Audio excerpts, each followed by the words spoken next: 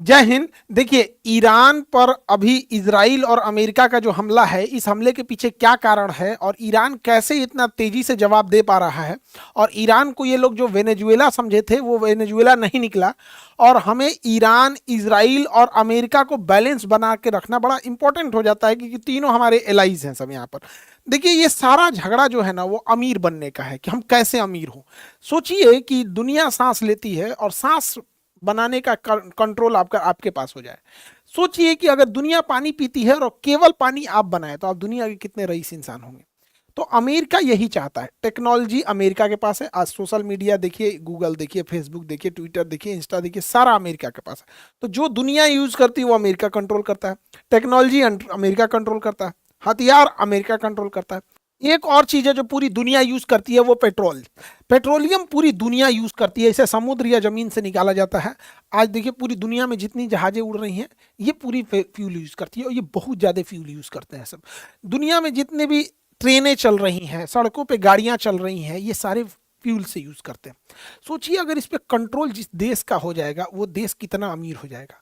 America इसी तेल पे कंट्रोल करना चाहता है। जो भी तेल उत्पादक वाले देश हैं, उनको ये मार के खत्म कर देगा, या तो उनके तेल पे अपना कंट्रोल करेगा। देखिए कैसे लीबिया मार के वहां का तेल ले गया, सीरिया मार के वहां का तेल ले गया, इराक मार के वहां का ले गया, अभी इराक का है। बाकी जो अरब देश है, जो अमेरिका से नहीं लड़ सकते, वो जी हजूर में। जैसे कैसे छक्का मारा जाता है, चौका मारा जाता है, तो चीयर गर्ल्स होते हैं, ऐसे ऐसे नाचता है। तो बाकी अरब देशों को उसी टाइप का बना दिया है वहां पे, इससे ज्यादा कुछ नहीं। तो अमेरिका तेल पे कंट्रोल करता है। इसके अलावा आप तेल का पैसा अमेरिका को रुपया में नहीं दे सकते। अगर जिस दिन रुपया में दिए, उस दिन हमला कर देगा। आपको पैसा डॉलर में देना है। अब ये डॉलर खरीदना पड़ेगा आपको अमेरिका से।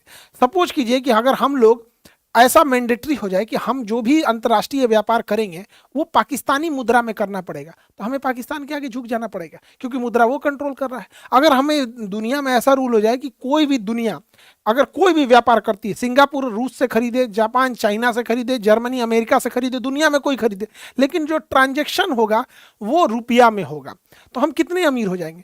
तो अमेरिका ये दो नीति अपनाता है कि पेट्रोल हमसे खरीदो और पैसा तुम्हारे बाप देंगे, डॉलर में देंगे। दुनिया का कोई भी देश डॉलर में ही देता है। हम लोग भी पेट्रोल का भुगतान डॉलर में ही करते हैं। रसिया से खरीदते थे, तो अमेरिका ने मना कर दिया, वहां हम लोग रूबल दे सकते थे वहां पर। तो अमेरिका बस इसी पे कंट्रोल करना चाहता है। इसके लिए अमेरिका ने, दुनिया का कोई भी देश अगर अमेरिका के हिसाब से पेट्रोल नहीं दिया या उसके डॉलर को मानने से इनकार कर दिया, तो अमेरिका उसे मार देता है। चाहे वो सद्दाम हुसैन हो। इन पे झूठा आरोप लगाया कि परमाणु बम है, लेकिन कोई परमाणु बम नहीं था, मार दिया। मुअम्मर गद्दाफी के खिलाफ इसने प्रोटेस्ट कराया, यहीं की पब्लिक को उग्र कराया। फिर सोशल मीडिया इसके कंट्रोल में है, मीडिया कंट्रोल में, इनको निपटा दिया। बशर अल असद को निपटा दिया। मादुरो को वेनेजुएला से रात 2 बजे इनको इनकी पत्नी सहित किडनैप करके उठा के ले गए। चलो, दुनिया देख रही है, कुछ नहीं कर सकती कि खामेनेई साहब को घरे में उड़ा दिया यहाँ पे। जबकि आप गौर करके देखिएगा, अमेरिका ने जब जापान पे परमाणु बम पटका था, तो वो टोक्यो पे नहीं गिराया था, उसने नागासाकी और हिरोशिमा पे गिराया था, ताकि बातचीत का रास्ता बदले। लेकिन ट्रंपा पागल है, वो कोई बातचीत का रास्ता नहीं देता है दुनिया में। लेकिन दो लोग को देखिएगा, बहुत बहादुरी से लड़े हैं। एक जेलेंस्की और एक खामेनी। ये दोनों लोगों ने, अमेरिका ने रूस से, इन्होंने, जेलेंस्की नहीं डरा। अमेरिका ने कहा कि हट जाओ वरना मारे जाओगे, कहा मरना मंजूर है लेकिन लड़ेंगे। वैसे ही खामेनी को, इनको भी कहा गया कि इनके कमांडरों ने क्या बंकर में चले जाइए। इनका कहना था कि हमारे पूरे 9 करोड़ से ज्यादा, जो लगभग 9 से 12 करोड़ के आसपास ईरानी हैं, उन सबको पहले बंकर में रखो, अगर वो सुरक्षित होंगे तब जाएंगे, नहीं तो हम मरना कबूल करते हैं। तो ये दो नेता हैं जिन्होंने यहाँ पे, हालांकि इन लोगों ने भी अमेरिका के सामने नहीं झुके थे, सबका हाल वही कर दिया। अमेरिका, हम कुछ नहीं कर सकते, शक्तिशाली के आगे सबको झुकना पड़ता है। अमेरिका ने मानवता की सारी हद पार कर दिया। उसने कहा ईरान में महिलाओं की सुरक्षा जरूरी है, महिलाओं के लिए स्वतंत्रता जरूरी है, और गर्ल्स स्कूल के ऊपर बम मार दिया। इतनी लड़कियां मर गई, जो जेनेवा कन्वेंशन का खुला उल्लंघन है। लेकिन अगर हम लोग कश्मीर मांगने लगे, तो हमारे ऊपर नियम कानून आ जाता है, वर्ल्ड सैंक्शन आ जाते हैं। लेकिन इन पे नहीं लगता है। इसने पूरे टॉप लीडरशिप को ही मार दिया एक मिसाइल झटके में। और सबसे टाइमिंग का गड़बड़ी क्या है, अगर ये हमला 2 महीना पहले होता, तो ईरान की जनता सड़कों पे थी अपने ही सरकार के खिलाफ, लेकिन ईरान ने उस समय विद्रोह को दबा दिया था। अभी क्या है कि रमजान का महीना है, और इस समय एक धार्मिक लीडर को मारना, जिनका भारत से बड़ा अच्छा संबंध है, नरेंद्र मोदी गए हुए थे, आप देखेंगे ये प्राइम मिनिस्टर है वहाँ की, ईरान की, इनका हेलीकॉप्टर दुर्घटना हो गया था क्योंकि हेलीकॉप्टर दूसरे देश का था, इनका नहीं था, और इनको अमेरिका ने मिसाइल से मार दिया। ईरान की एक परंपरा है, कोई भी देश जाता है वो प्रधानमंत्री से मिलता है, उनके जो सुप्रीम लीडर है उनसे नहीं मिलता है। ये सुप्रीम लीडर उन्हीं से मिलते हैं जिनसे देश का अच्छा संबंध होता है। हमारा ईरान से अच्छा संबंध है, हमारा अमेरिका से भी अच्छा संबंध है, ईरान इसराइल से भी है यहाँ पे। तो इनका हेलीकॉप्टर अपना नहीं था तो क्रैश कर गया। हालांकि हमारे प्रधानमंत्री को भी सब चीज़ों पर ध्यान देना पड़ेगा। हमारे यहाँ पे भी हेलीकॉप्टर और जहाज अमेरिका का ही, इसलिए ज़्यादा हम अमेरिका से कड़बड़ कड़बड़ करेंगे ना, कुछ इधर उधर कर देगा वहाँ पे, इसलिए उस पर कोई भरोसा नहीं। तो रमजान के महीने में खमैनी साहब की हत्या वैसे ही है जैसे क्रिसमस के टाइम पे कोई पोप की हत्या कर दे। तो एक धार्मिक जो होता है चीज़ों का वो एक अलग लेवल चला गया है। अब यहाँ पे ना दोनों लड़ रहे हैं सब। अब ईरान को दिख रहा है कि भाई इजराइल एंटीसेप्टर मिसाइलें रखा है, वहां पहुंचना थोड़ा मुश्किल है, अमेरिका पहुंचना और मुश्किल है। तो ईरान ने क्या किया, अगल बगल के जितने पड़ोसी देश थे जो अमेरिका और इजराइल का साथ देते थे उन पे अंधाधुन मारना चालू किया। दुबई जो कहते थे हबीबी कम टू दुबई, मारा दुबई एयरपोर्ट पे। भारत का एक ज्योतिषी दुबई एयरपोर्ट पे फंस गए थे अभी कि भाई ज्योतिष लोग फंस गए, ये तो अलग बात हो गया है। इन लोगों को तो सारी चीजें पहले से पता रहती है। लेकिन दुबई में एक चीज क्या अच्छा लगा, दुबई पे जब हमले हो रहे थे, उसके होटल्स वगैरह गिर रहे थे, तो दुबई के जो किंग हैं उन्होंने कहा कि कोई होटल वाला अपने मेहमान को निकालेगा नहीं और ना ही उनसे पैसे लेंगे, जो वो खाने पीने का ऑर्डर करे आप उन्हें खिलाइए। जब ये डिस्प्यूट खत्म हो जाएगा, युद्ध खत्म हो जाएगा, तो जितने मेहमानों का पैसा होगा उसको सरकार देगी। ये दुबई का था। इंडिया आते हैं, इंडिया में जब पहलगाम पर हमला हुआ था, ये बहन इनके सामने इनके हस्बैंड को गोली मार दिया गया, धर्म पूछ के मारा गया था। जब ये हमला हो रहा था तो लोग कश्मीर छोड़ के जाना चाह रहे थे। उस समय इंडिगो, एयर इंडिया, ये सब अपने टिकट को 10 गुना महंगा कर दिए। जो टिकट 5,000 का था वो 60,000 हो गया। अंतर देख रहे हैं दोनों देशों में। यहाँ पर गवर्नमेंट रेगुलेट नहीं कर रही है, वहां गवर्नमेंट रेगुलेट कर रही है। ईरान जो अपने पड़ोसी देश और इजराइल अमेरिका पे हमला कर रहा है, उसमें ईरान सबसे ज्यादा कॉस्ट इफेक्टिव खेल रहा है पैसे पर, क्योंकि ईरान जो मिसाइल मार रहा है वो महज 18 लाख की है। जो उसका ड्रोन है, कमाकाजी ड्रोन, शाहीद ड्रोन, वो केवल 18 लाख का है और वो धड़ाधड़ बन जाता है। दिन में 10 बना देते हैं वो लोग। तो शाहीद ड्रोन बनाना आसान है और फटाफट बन जाता है। यहाँ पे 1 महीने में ये लोग 1000 ड्रोन बना देते हैं। जबकि उसे काउंटर करने के लिए जो मिसाइल अमेरिका छोड़ रहा है, काउंटर मिसाइल, पैट्रियट मिसाइल या थर्ड मिसाइल, वो 36 करोड़ की है।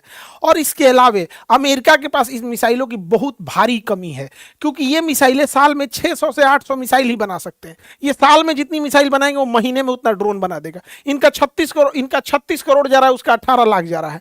इसके अलावे अमेरिका के ज्यादातर एयर डिफेंस गजा की लड़ाई में इजराइल को बचाने में खर्च हो गए। इसके अलावे यूक्रेन लड़ाई में यूक्रेन को देने में खर्च हो गए जो रूस से। तो अभी उसके पास स्टॉक पाइल की कमी है। और साथ ही ईरान है, इतना प्रेसिजन हमला कर रहा है। ये इतना बड़ा इसका नेवल बेस का ड्रोन था जो बैलिस्टिक मिसाइलों को रोक सकता था, पता कर लेता था पहले, जिससे कि काउंटर करना इजी होता। उड़ा दिया यहाँ पे उसका। ये 5000 से किलोमीटर से ज़्यादा निगरानी रखने वाला ये रडार था, जिसकी कीमत 7000 करोड़ से ज़्यादा थी। अभी की इसकी कीमत लगभग 10,000 करोड़ है, लेकिन जब ये लगा था तो 7000 करोड़ का है। उसको मार के गिराया ये 18 लाख से। इससे अमेरिका की घनघोर बेइज्जती, एकदम गाढ़ा बेइज्जती। अमेरिका कहता हमारा डिफेंस बहुत तगड़ा है, हम लोग को बहुत महंगा महंगा हथियार चिपकाता है, जबकि हमारा 80% से ज़्यादा हथियार रसिया लेवल का है, रसिया का बना हुआ है। वो सस्ते भी होते हैं, रिलायबल भी होते हैं। तो अमेरिका को इस बार इसने बहुत बढ़िया से धो दिया यहाँ पर। अब ईरान ने क्या किया, यहाँ से एशिया का 80% तेल यहीं से जाता है। ये पतले रास्ता को कहते हैं हॉर्मुज।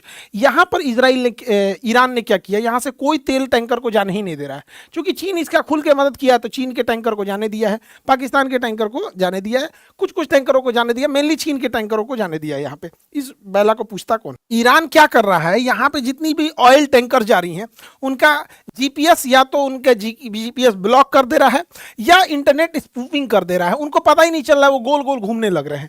जैसे आप जब आसमान या समुद्र में रहते हैं तो उसमें दाहिने बाएं कुछ समझ में नहीं आता, चारों नीला नीला दिखता है, हमारा जीपीएस ही बताता है। तो उन्हें जाना है आगे, बोल देता है बाहें जाने के लिए। तो यहाँ से जहाजें ब्लॉक हो गई हैं, जिस वजह से पूरी दुनिया में एनर्जी शॉर्टेज देखा जा रहा है। और यूरोप वगैरह में 50% से ज़्यादा ऑयल और गैसेस के प्राइस बढ़ गए हैं।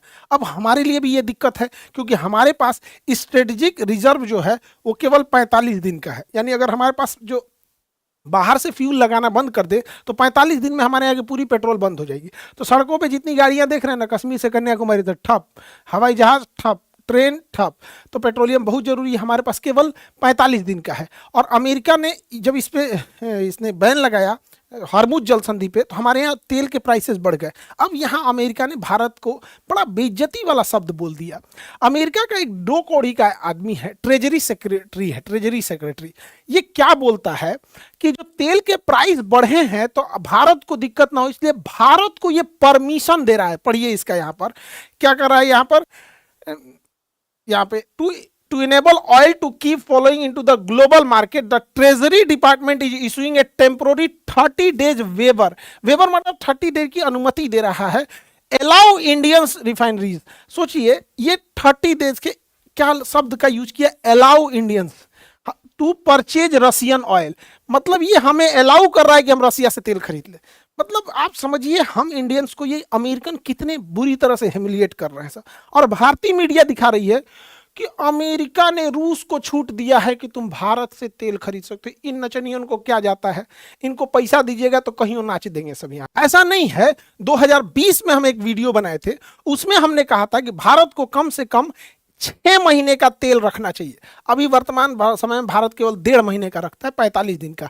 और आपको विश्वास ना हो तो आप देखिएगा, 30 अप्रैल 2020 को हमने एक वीडियो बनाया था, आज से 6 साल पहले बनाए थे, और उसमें हम बताए थे कि उस समय लॉकडाउन लगा हुआ था, पेट्रोलियम के प्राइस बहुत कम थे। अगर हम लोग के पास 6 महीना रखने की व्यवस्था होती तो आज हम लोग को कोई टेंशन नहीं है, हार्मुज बंद हो जाए, कुछ भी बंद हो जाए, ईरान बंद हो जाए, अरब बंद हो जाए, वेनेजुएला, 6 महीने का स्टॉक पाइल है।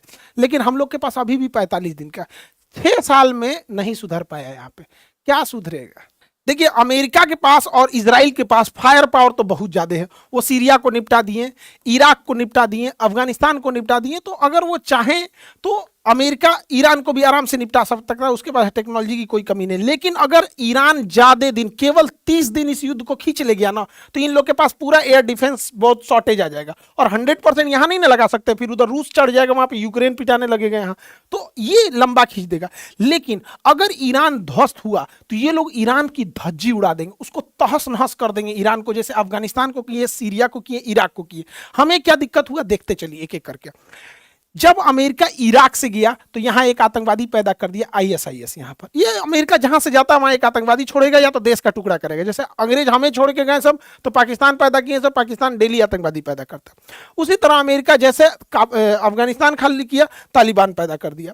तो हमारे लिए दिक्कत हो जाता है। अमेरिका चूंकि इतनी दूरी पे है, उससे लड़ेगा वही जिसके पास मजबूत नौसेना हो और बड़ी वायुसेना हो, तो आतंकवादी उनसे नहीं लड़ पाए।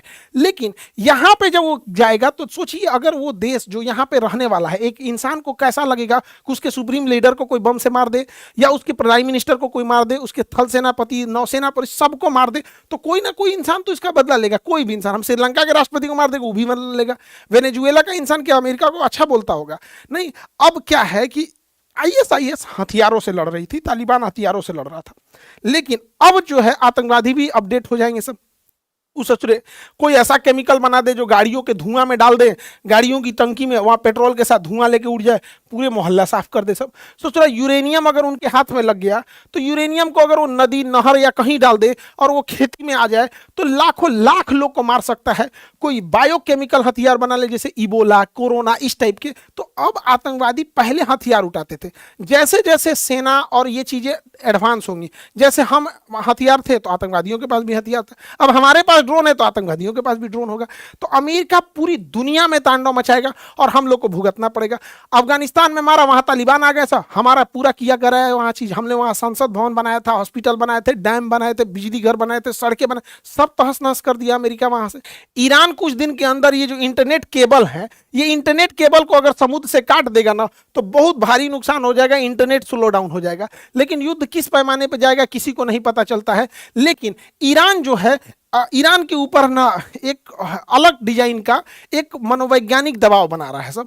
कह रहा है कि ईरान में महिलाओं की स्थिति ठीक नहीं है, महिलाओं की स्थिति ठीक नहीं है। ईरान के ऊपर महिलाओं की स्थिति पे आरोप कौन लगाए? एप्स्टीन फाइल में उघारे घूमने वाला सब।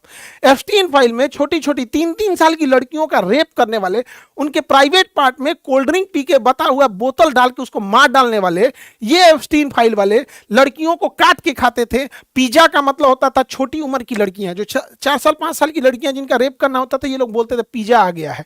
तो ये लोग ईरान में महिलाओं के ऊपर उंगली उठा रहे हैं, जबकि वहां लिटरेसी रेशियो 90% है। एजुकेशन के मामले में 90% लिटरेसी रेशियो। इनका कहना है अमेरिका वालों को कि यहाँ इनके ऊपर हिजाब ठीक नहीं है। तो भैया अरब में भी हिजाब पहने जाते हैं, तो अरब पे थोड़ा बोल के देखो तो, सऊदी अरब पे, क्योंकि सऊदी अरब तुम्हें पेट्रोल दे रहा है तो इसलिए सब चंगासी, सऊदी अरब से ठीक ठाक है तो सब, ये डबल स्टैंडर्ड है। माने ईरान में वहां दिक्कत हो। अमेरिका का कहना है ये हिजाब गड़बड़ है, ऐसे उघारे घूमो जैसे अमेरिका में घूमते हो। तो अमेरिका वालों का कहना है कि हम उघारे घूम रहे हैं तो ठीक है, अपना जिसका इसका ये कल्चर है, अमेरिका का ये कल्चर है। लेकिन कोई आज तक सुने है कि उघारे घूमने वाला का कल्चर गड़बड़ है? तो अपने अपने पे थोपेंगे सब। लेकिन अगर हिजाब पे भी बोलना होगा ना, ये अरब पे नहीं बोलेंगे। लेकिन अगर आज अरब तेल देना बंद कर दे, या आज अरब ये कहे कि हम डॉलर के जगह अपने रियाल में व्यापार करेंगे, आज वहां पे भी दिक्कत हो जाएगा। तो अमेरिका वाले क्या होते हैं, सब हम लोग के ऊपर थोपते हैं, ऐसा करेगा जैसे लगेगा एहसान कर रहे हैं। तो इनके ऊपर पूरी कंट्रोल्ड है। तो ये एप्स्टीन फाइल में लड़कियों का मांस खाने वाला, उघारे घूमने वाले सब अब ये दुनिया में डिसाइड करेंगे कि महिलाओं का एजुकेशन कहाँ है, जहां पे ईरान में इन्होंने महिलाओं के स्कूल पे बम्बार्डमेंट कर दिया है। देखिए इजराइल का प्लान सिंपल सा है, देखते एक एक करके। इजराइल यहाँ पे 1948 में जैसे इधर 1948 में इधर इजराइल बनता है और 1947 में यहाँ पाकिस्तान बनता है। अब अरब वालों का कहना है कि इजराइल का बनना गलत है, तो सोच रहा पाकिस्तान का बनना कहां से सही है।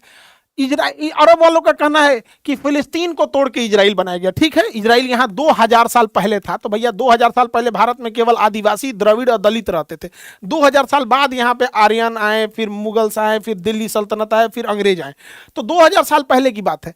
1948 में यदि फिलिस्तीन को तोड़कर इजराइल बनाना गलत है, तो 1947 में इंडिया को तोड़ के पाकिस्तान बनाना कैसे सही है? दोनों गलत है यहाँ पे। लेकिन दुनिया अपने हिसाब से चलती है, जिसको जहां जहां ठीक लगता है वहां ठीक है। हम तो यही कहते हैं भैया दोनों खत्म। भैया अगर फिलिस्तीन को उसका जमीन लौटाओगे तो हम हिंदुस्तानियों को हमारा पाकिस्तान लौटाओ, पाकिस्तानियों को भगा दो वहां पे। लेकिन दुनिया में अपना अपना नजरिया है यहाँ पर। पहले यहाँ पर था 48 में, इजराइल धीरे धीरे धीरे एक्सपेंड करते करते करते इजराइल अब यहाँ आ गया। ये छोटा सा एरिया गाजा है, इसे कहते हैं वेस्ट बैंक, फलस्तीन गायब। अब ये वेस्ट बैंक को भी ये लोग खत्म कर देंगे, वेस्ट बैंक को यहाँ से उजाड़ देंगे। और यहाँ से वेस्ट बैंक को ये लोग क्या करेंगे, ये सोमालिया है, यहाँ पर वेस्ट बैंक में इतना बम्बार्डमेंट करेंगे लोग कि या तो जिंदा रहो या तो फिर सोमालिया में चले जाओ। सोमालिया में ये लोग घर और बना के भी दे देंगे और कहेंगे हम पैसे भी देंगे। जब ये सबको यहाँ शिफ्ट कर देगा, पैसा देना बंद, सोमालिया में वैसे कोई गरीबी भूखमरी है वहां पे, और यहाँ गजा में एक अलग से एक शहर बसा देंगे जहां पर ये इजराइल के मिलिट्री और पुलिस वाले जो रिटायर होंगे उनको यहाँ घर दिया जाएगा। ये हम लिख के देते हैं, अगले 3 साल में हो जाएगा। नहीं यकीन है अलग बात है। वहां पर इजराइल इसको बनाना चाह रहा है, इजराइल ग्रेटर इजराइल बनाना चाह रहा है। इजराइल पहले यहाँ सीरिया को ले जाएगा, फिर आधा इराक ले जाएगा, आधा सऊदी अरब ले जाएगा और इधर मिस्र का ये एरिया ले जाएगा। ये पूरा बना के ग्रेटर इजराइल बनाएगा। यहाँ पर अभी फिलहाल में एक ईरान में क्षमता थी जो इसे रोक सकता। बहुत जल्दी ये लोग ईरान को न्यूट्रलाइज कर देंगे। हालांकि ईरान बहुत ज्यादा रेजिलियंस और बहुत ज्यादा काउंटर अटैक कर रहा है, जितना ये लोग अंदाजा नहीं लगाए थे उस हिसाब से।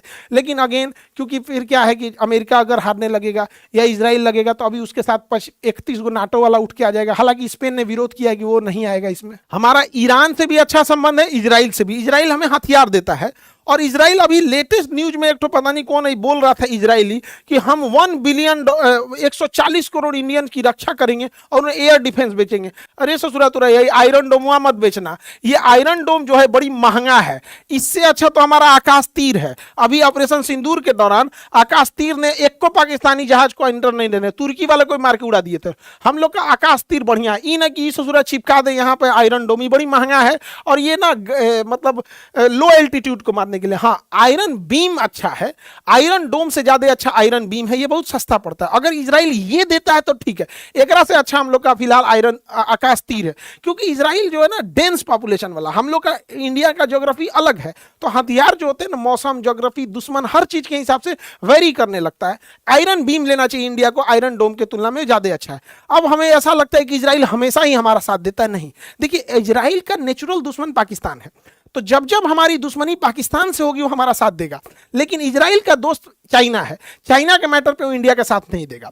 आपको अगर विश्वास नहीं होगा तो समझिएगा ध्यान से, ये इंडिया है, इंडिया में ये एरिया पाकिस्तान ने कब्जा किया है, ये एरिया पाकिस्तान ने किया पीओके। इजराइल कहता है कि पीओके गलत किया पाकिस्तान ने कब्जा करके, पीओके इंडिया का होना चाहिए। पीओके किसका होना चाहिए? इंडिया का। लेकिन यही इजराइल जब बात करते हैं चाइनी अक्साई चीन को, जिसे चाइना ने 1962 में कब्जा कर लिया था, टोटल कश्मीर का 10% है, तो चाइना इजराइल कहता है कि नहीं नहीं नहीं, ये विवादित एरिया है, हम ये नहीं कह सकते कि इंडिया का है। इसमें सोचिए एक ही जगह है जो पाकिस्तान से, उसमें इजराइल क्या कहता है कि वो इंडिया का है, लेकिन ये वाला कहता है कि नहीं नहीं नहीं, अब इसमें इंडिया और चाइना के बीच में डिस्प्यूटेड है। आप लोग समझिएगा, चाइना के मैटर में इजराइल साथ नहीं देगा। हाँ देखिए, हथियार बेचना, टेक्नोलॉजी देना वो अलग चीज है, लेकिन जो खुल के साथ देना होता है वो पाकिस्तान पे देगा, चाइना पे नहीं देगा। 2020 याद कीजिए, गलवान घाटी, ये हमारे कर्नल संतोष बाबू है। गलवान घाटी में चाइना ने 1995 के अधिनियम का, समझौते का उल्लंघन करके भारत में घुसी और हमारे लगभग 20 जवानों को शहीद कर दी। इजराइल आज तक, इजराइल उसको कंडेम नहीं किया, आज तक उसकी निंदा नहीं किया इजराइल। तो इजराइल पाकिस्तान के मुद्दे पे हमारा साथ देगा, चाइना के मुद्दे पे नहीं देगा। अजमल कसाब को इजराइल ने आतंकवादी नहीं माना था, वही अजमल कसाब जिसने ताज होटल में मासूमों को मार दिया था, नहीं माना था। हमने उसे लगभग 15 सालों तक रिक्वेस्ट किया कि एटलीस्ट इजराइल प्लीज तुम अजमल कसाब को तो आतंकवादी मान लो, नहीं माना। लेकिन जब 7 अक्टूबर को मारा हमास वाला ना, तो मान लिया कि हाँ हाँ हाँ अजमल कसाब आतंकवादी है। अब भारत से कह रहा है कि आप भी हमास को आतंकवादी कहिए, तो भारत कह रहा है तोरा अजमल कसाब को आतंकवादी मानना में तोरा 15 साल लग गया। तो देखिए, वर्ल्ड ज्योग्राफी जियोपॉलिटिक्स में दोस्त कोई नहीं होता है, दुश्मन कोई नहीं होता है, नेशनल इंटरेस्ट क्या का देते हैं। वही इजराइल पाकिस्तान के मैटर पे हम भारत के साथ है, लेकिन चाइना के मैटर पे मोए मोए कर देता है। आपको हम एग्जाम्पल दे दिए, आपको विश्वास नहीं होगा, आप देखिएगा। वो अक्साई चीन को भारत का हिस्सा ना मान के विवादित क्षेत्र मानता है। ये सबका अपना अपना है। हम भी इजराइल को ये कहते हैं कि फिलिस्तीन और इजराइल दुई राष्ट्र होने चाहिए, तो सबका अपना अपना है। कोई इंटरनेशनल रिलेशन में कोई परमानेंट दोस्त और कोई परमानेंट दुश्मन नहीं होता है। ईरान ने भी भारत को चाबहार बंदरगाह दिया था। चाबहार बंदरगाह ईरान ने चाइना से लड़ के दिया था। चाइना कह रहा था कि चाबहार बंदरगाह भारत को मत दो, चाबहार बंदरगाह लेकिन भारत को उसने दिया। देखिए, चाबहार बंदरगाह जो है वो ईरान के पास है, ये ईरान के पास। हमारे पास चाबहार बंदरगाह आने से हम ईरान के रास्ते अफगानिस्तान में, सेंट्रल एशिया में, रूस में और कहीं भी जा सकते हैं। चाइना कह रहा था कि ये चाबहार मत दो, क्योंकि चाइना का यहां सैन्य अड्डा है ग्वादर में, तो हम लोग चाबहार से ग्वादर पे भी रख सकते हैं। तो इजराइल ने चाइना की बात नहीं मानी, इजराइल ने पाकिस्तान की बात नहीं मानी, लेकिन भारत को ये चाबहार बंदरगाह दिया। भारत ने इसे विकसित भी किया, अमेरिका अभी इस पे बम मार दिया यहाँ पर। तो ईरान जो था हमसे अच्छी दोस्ती थी, हालांकि इजराइल की भी है, अमेरिका से भी है यहाँ पर, लेकिन उसने चाइना को भी मना करके दिया था और ये हीरा मंडी के दलाल को भी दिया था। ये हीरा मंडी वाला भी बोला था, हीरा मंडी का दलाल, कि चाबहार बंदरगाह भारत को नहीं, लेकिन बावजूद ईरान ने हमारा साथ दिया था। हालांकि अगर आप ऑपरेशन सिंदूर में देखिएगा तो सबसे ज्यादा पीठ पर छुरा मारा है अमेरिका ने। ऑपरेशन सिंदूर के दौरान अमेरिका और तुर्की, देखो तुर्की से तो हम उम्मीद नहीं रख सकते, तुर्की पाकिस्तान का है यहाँ पे, अमेरिका ने पाकिस्तान की खुल के मदद किया। इवन ऑपरेशन सिंदूर के दौरान जब पहलगाम हमला हुआ था, उस समय अमेरिका ने लगभग 8,000 करोड़ का आईएमएफ से लोन भी दिलवा दिया था पाकिस्तान को। लेकिन उस समय भी ईरान जो था वो भारत के साथ खड़ा था, क्योंकि उसने इसकी कंडेम किया था। और हालांकि तुर्की ने तो ड्रोन तक भेज दिया था यहाँ पर। एक ऑपरेशन मिलान में अभी क्या अमेरिका ना भारत को बड़ा ह्यूमिलिएट करता है। देखिए, और ये ऑपरेशन सिंदूर के दौरान पाकिस्तान को मदद भी कर रहा था, और अभी मिलान एक्सरसाइज हुआ था तो ईरान के मेहमान आए थे हमारे यहाँ विशाखापट्टनम में, और विशाखापट्टनम में भाग लिए थे हमारे ये रक्षा मंत्री भी थे। इसकी जहाज जब लौट रही थी तो इसके यहाँ पे अमेरिका की पनडुब्बी इंतजार कर रही थी। जैसे ये श्रीलंका के कोस्ट के पास आई, इसके मार के गिरा दिया गया, इस जहाज को मार के गिरा दिया गया। अब हिंद महासागर को भारत कहता है कि I am the guardian of the Indian ocean, तो अमेरिका ये दिखा रहा था कि तुम्हारे नाक के नीचे मार देंगे। हालांकि अमेरिका चाहता तो इसे जाने भी दे सकता था और ये अरब सागर में मारता, लेकिन वो जानबूझ के हिंद महासागर में मारा, जबकि वो हमारा गेस्ट था। तो वर्ल्ड इस बात को कह रही है कि भैया तुमने तो भारत से दोस्ती का ख्याल नहीं रखा।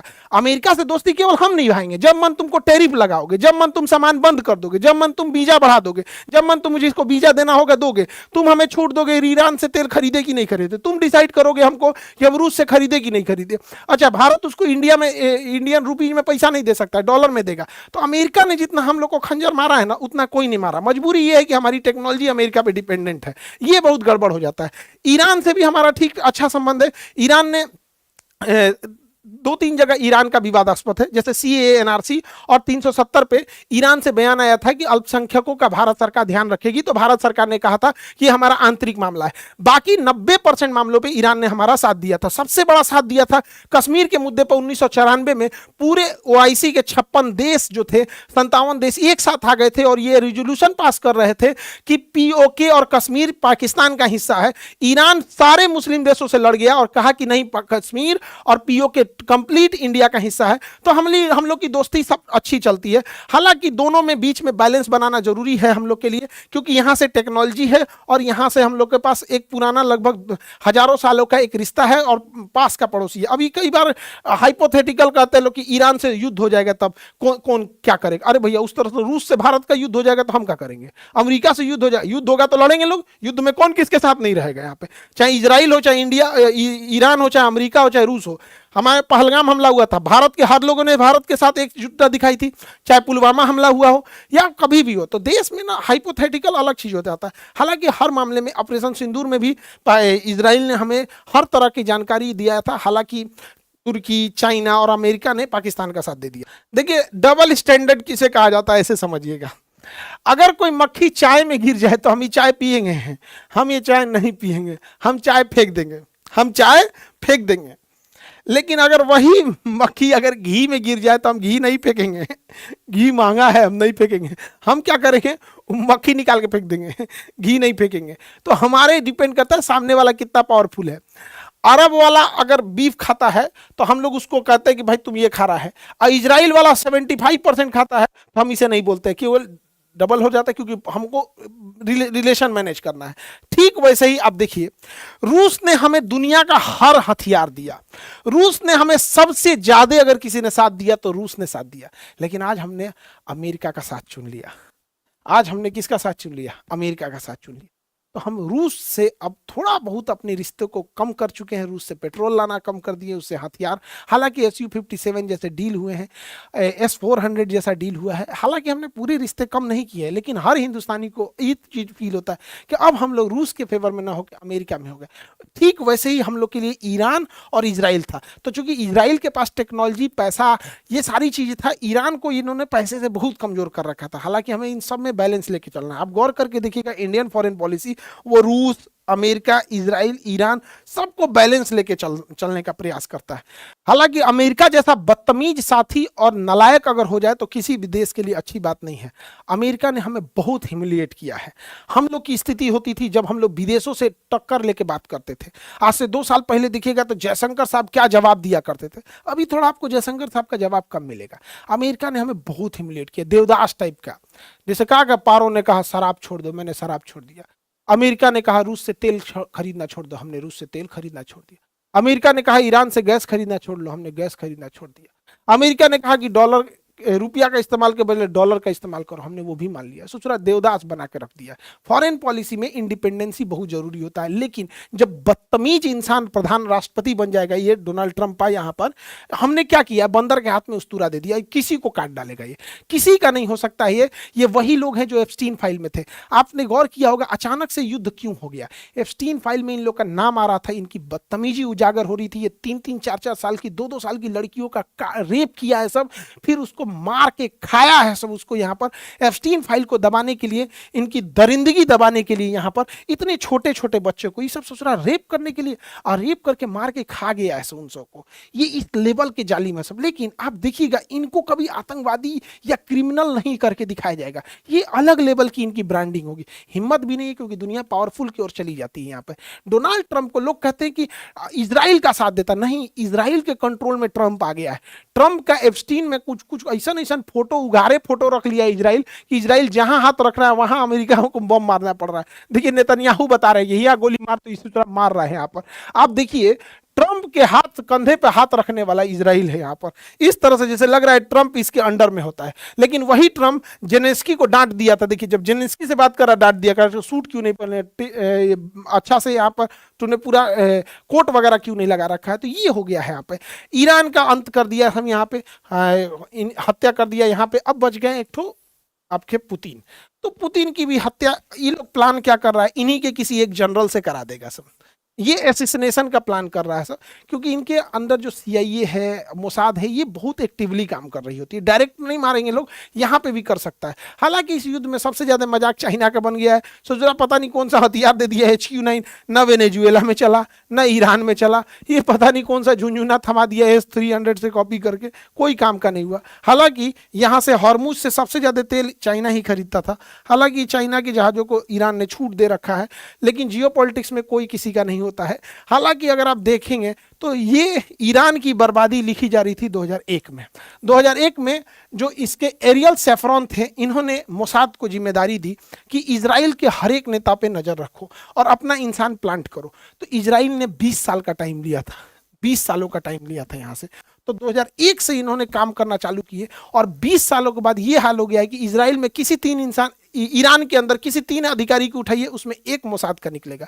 इतने पैसे खिलाए हैं, इतने पैसे खिलाए हैं कि ईरान के चप्पे चप्पे पर इसने नजर रख लिया है और सीसीटीवी कैमरे को पूरी तरह हाईजैक करके और उसने पूरी टॉप लीडरशिप को मार दिया है। एक्चुअल जासूसी किस पे सफल होती है, जासूसी सफल होती है किसके पास कितना पैसा है। अब ये लोग क्या करते हैं, अमेरिका का सीआईए और मोसाद 500 करोड़ रुपए तक ये लोग खुद से ऑफर कर देते हैं, बिना राष्ट्रपति और प्रधानमंत्री के पूछे हुए 500 करोड़ तक ये लोग दे देते हैं। और हमारे यहाँ जासूसी में क्या है कि उतना अच्छा हमारे यहाँ सिस्टम नहीं है। आप गौर करके देखिएगा, हमारे यहाँ सब कुछ रहते हुए पुलवामा हमला हो गया। हम लोग भूल गए पुलवामा हमला, कितने शहीद हुए थे। सब कुछ रहते हुए पहलगाम में आके मार दिया सब यहाँ पर। हमारी जासूसी बहुत पिछड़ गई। इस बहन का कोई सुहाग नहीं लौटा सकता है। भूल गए होंगे लोग इसको। यहाँ पर ये टांगा वाला, इसके घर में अकेला कमाने वाला आदिल था, इसको आतंकवादियों का बंदूक छीन रहा था, इसको मार दिया। आज इसके घर में क्या दाल रोटी चल रहा होगा नहीं पता होगा, ये बहन कैसे जी रही होगी नहीं पता चल रहा होगा। सब भूल चुके हैं। एक बार हमें भी सवाल उठाना पड़ेगा। हमारे यहाँ का जासूस तो ऐसा नहीं होता है सर। हाई मोरारजी देसाई थे, इनसे 50 लाख रुपया मांगा गया था। हमारी जो रॉ ने मांगा था, research and analysis wing, raw ने 50 लाख रुपया, 50,000 नहीं 50 लाख रुपया मांगा था कि पाकिस्तान का परमाणु बम उड़ा देंगे, उसका पूरा काहुटाबाद सेंटर उड़ा देंगे। तो ये बकलोल आदमी उठ के फोन कर दिया पाकिस्तान को कि हमें सब पता चल गया है, रॉ ने सब बता दिया है। नतीजा ये हुआ कि हमारे एक एक लोगों को चुन चुन के मारा है। आप धुरंधर मूवी में देखे होंगे ना, ऐसे जासूस को ऐसे कील से खींच रहा है, इन्हीं की गलती से खींचा है, इन्हीं की गलती से। 300 से ज्यादा हमारे रॉ एजेंट मारे गए थे, 50 लाख रुपया नहीं दिया था। तो हमारे यहाँ क्या होगा, पैसे ही नहीं देते हैं लोग, तो कहाँ से होगा। अब आप पाकिस्तान आज परमाणु बम नहीं रहता उसके पास, अगर ये 50 लाख दे देते। एगो ही देखिए, रॉ का ये ऑफिसर था, इसका नाम था रविंदर सिंह, CIA के लिए सूचना दे रहा था। मैंने इंडिया का बहुत बड़ा अफसर था, हेड था, और सूचना दे रहा था इंडिया का ले जाके अमेरिका को कि ये कर रहा है। और ऐसे तो ऐसे चोर है सब यहाँ पर। बाद में इसको मार दिया गया, इंडिया यहाँ से भागा ना, इसी को मार दिया गया, एक एक्सीडेंट में मर गया। किसने एक्सीडेंट किया होगा आप सब समझते ही। यहाँ पर अमेरिका हमारे लोगों की नसों को काट रहा है। अमेरिका कहीं नहीं छोड़ रहा। हमारे बैकयार्ड से बांग्लादेश में सरकार गिरा दिया और बांग्लादेश को कहा है कि तुम हमसे कॉटन खरीदो। आप जान के ताज्जुब होंगे, बांग्लादेश का टोटल टेक्सटाइल इंडस्ट्री बहुत बड़ा है, जो 40% डिपेंड करता है इंडिया पे। उसने इंडिया पे टेरिफ लगा दिया। बच्चा बांग्लादेश जिसको हम लोगों ने पैदा किया है, नहीं हो रहा था 1971 में, तो हम लोगों ने उसको पैदा किया, हमारे ऊपर टेरिफ लगाया है। और पता है क्या, कॉटन कहाँ से खरीद रहा है, कॉटन और धागा अमेरिका से खरीद रहा है। देखिए अगेन, पैसा और पावर किसके पास है, जिसके पास पैसा और पावर है उसकी सारी गलतियां माफ। अमेरिका ने हमारे ऊपर 1971 में 7वां बेड़ा लेके आया था परमाणु बम मारने, लेकिन आज दोस्त बन गया है। 1970 के दशक में हमारे पास खाने को गेहूं नहीं था, तो सुअर को खाने वाला गेहूं हमें दिया था, हम लोगों ने भूल गए। यहाँ पे पहलगाम हमले में पाकिस्तान का साथ दिया, पाकिस्तान को 8,000 करोड़ रुपए का सैंक्शन कराया IMF से, हम लोग भूल गए। आज भी पावरफुल रहेंगे लोग तो होगा अमेरिका। वो पावरफुल हो चुका है, आप कुछ नहीं कर सकते उसका। खुलेआम मजाक उड़ाता है, चाहे हमारे प्रधानमंत्री हो चाहे दुनिया हो, किसी का भी खुलेआम मजाक उड़ा देता है। इतना पागल इंसान है यहाँ पे। अमरीकी हर इंसान पछताएगा उन्होंने कैसा प्रधानमंत्री चुन लिया है यहाँ पर। हम लोग को किस लिए जाना जाता, हम लोग अपनी सोवर्निटी के लिए जाने जाते हैं। हमारा वो देश है जो अमेरिका में, इंदिरा गांधी ने अमेरिका में बैठ के कहा था कि अमेरिका नहीं डिसाइड कर सकता है कि हम किससे व्यापार करेंगे किससे नहीं। अटल बिहारी वाजपेयी को याद रखिए, अटल बिहारी वाजपेयी ने जब परमाणु बम बनाया था तो अमेरिका ने कहा था मान्यता नहीं देंगे। तो ये वही अटल बिहारी वाजपेयी है जिन्होंने कहा था कि जो चीज हमारे पास है हमें उसके लिए किसी के प्रमाण की आवश्यकता नहीं है, हम अपना परमाणु संपन्न है, हम इसे देख के रहेंगे। APJ अब्दुल कलाम ने जब परमाणु बम बनाया था, आज से 2 साल पहले जब जयशंकर साहब कहीं जाते थे तो क्या जवाब दिया करते थे। अभी ट्रंप जब से आया है ना, बागड़ बिल्ला क्या करेगा किसी को पता ही नहीं चल पा रहा है। यहाँ पे हमारी रिलेवेंसी कहाँ है, देखिए ईरान को काउंटर करने के लिए हमारी रिलेवेंसी थी, यहाँ पर। अब धीरे धीरे ईरान को ये लोग निपटा देंगे। अब दुनिया में पेट्रोल को ये कंट्रोल करेंगे, अब चाहे जिस प्राइस में करेंगे हम लोग को खरीदना पड़ेगा। बहुत ज़्यादा चुप रहने से दुनिया को ये लगने लगता है कि भैया हम देखो ना, चाइना रूस पे भरोसा किए, चाइना पे भरोसा किए, इंडिया पे भरोसा किए, मजबूरी में आया अमेरिका मार के चल गया। तो ये एक बड़ा लॉन्ग टर्म इम्पैक्ट डालता है कि दूसरे छोटे मुल्कों को, कि वो अमेरिका के साथ खड़े होंगे या किसके साथ खड़े होंगे यहाँ पर। और ये पाकिस्तान देखिए कितना समझदार निकला, यहाँ ईरान में युद्ध हो रहा है ना, तो बिना मतलब ये अफगानिस्तान से युद्ध लड़ दिया, बिना मतलब का, इसका कोई झगड़ा नहीं, ताकि लोग इसको नहीं कहें, इसको ना कहे कि तुम कहीं नहीं आया, कहा कि भैया हम तो खुदे बिजी हैं। ये जानबूझ के, सोचिए कितना शातिर और कितना समझदार निकला, ये जानबूझ के अझुरा गया है कि हमको कोई कुछ नहीं कहेगा। और यहाँ दुआ मांग रहे हैं यहाँ पर, हाँ भैया तुम्हारी दुआ कबूल हो, जल्दी उठा ले ऊपर वाला तुमको। यहाँ पे आटा मांग रहा होगा, बहुत महंगा है इसके देश में। आई होप आप टॉपिक को समझे होंगे। ईरान पे और जैसे अपडेट आता है हम बताते हैं। और बीपीएससी का जो बैच है वो 9 अप्रैल से स्टार्ट हो जाएगा, और यूपीएससी का जो बैच होगा, यूपीएससी वाला जो बैच होगा वो स्टार्ट हो जाएगा 26 मार्च से। तो बीपीएससी और यूपीएससी वाले बच्चे, और अभी जो बच्चे इंटरमीडिएट पास किए हैं, चाहे जिनको नीट और जेई की तैयारी कर रहे हैं, चाहे आप 10th पास करके 11th में आए हों या 12th के हों या फिर ड्रॉपर हों, आप सब लोग के बैचेज स्टार्ट हो गए हैं। अब ज़्यादा गैप नहीं करिएगा, क्योंकि competition day by day tough होते जा रहा है। जिस तरह से इस बार हम लोग ने जेई नीट में रिजल्ट ले आए थे, उस तरह से और रिजल्ट का सिलसिला और बड़ा रखना है। और जैसे अपडेट आता है और आपको बताते रहते हैं। मिलेंगे नेक्स्ट क्लास में। जय हिंद।